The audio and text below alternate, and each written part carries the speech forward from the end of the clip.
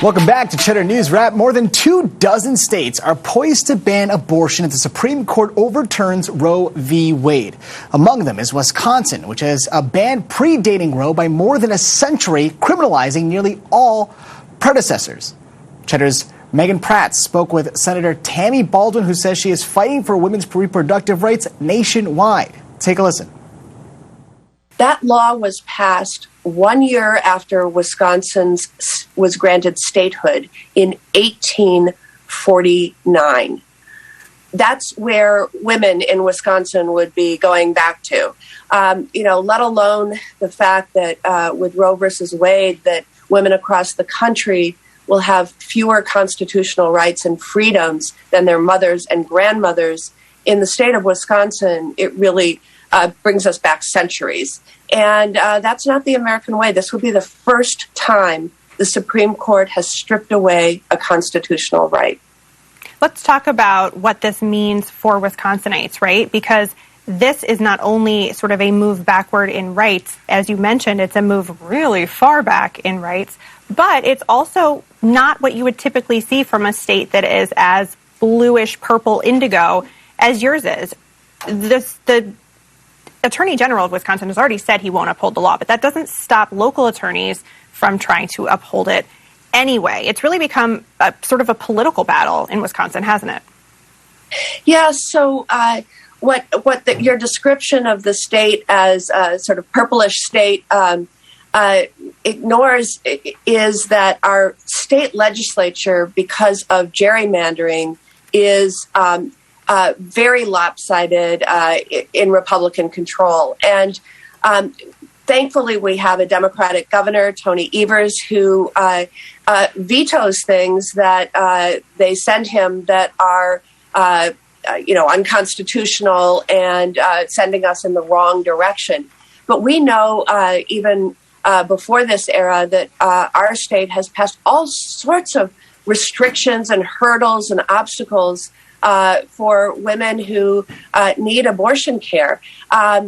This started probably shortly after Roe versus Wade was decided by the U.S. Supreme Court in 1973. But I remember back in my days in the state legislature, there were multiple attempts to make abortion care very difficult to access for women in our state. You, on Wednesday, are putting forth one of the pieces of legislation that you are the lead co-sponsor of, the Women's Health Protection Act, and it will get a vote. It will be a procedural vote. It will fail. But I want to talk to you about why it was so important for you to put your name at the top of this legislation. Well, I've been working on this legislation for years now. This wasn't something that just popped up because last week we saw the leaked draft opinion. I've always believed that it's important for us to both codify Roe versus Wade in federal statute, but also to try to stop these medically unnecessary restrictions that the states are placing on access to reproductive health care, including abortion.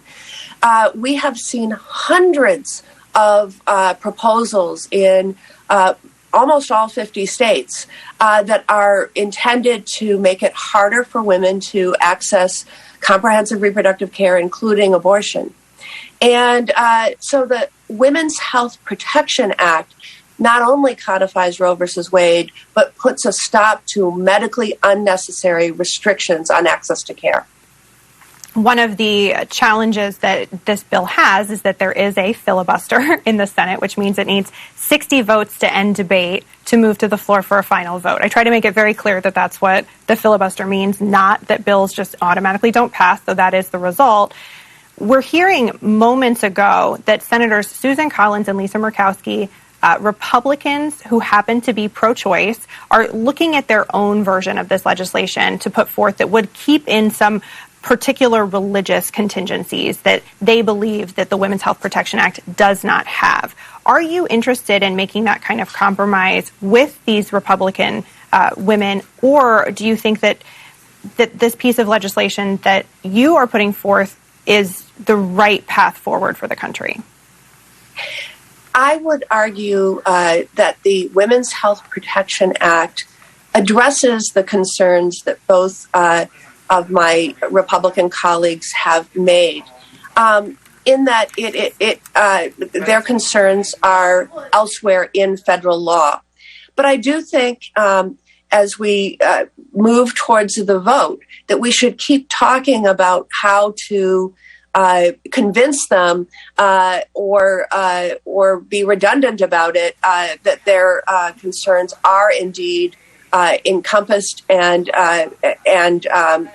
are addressed in the Women's Health Protection Act.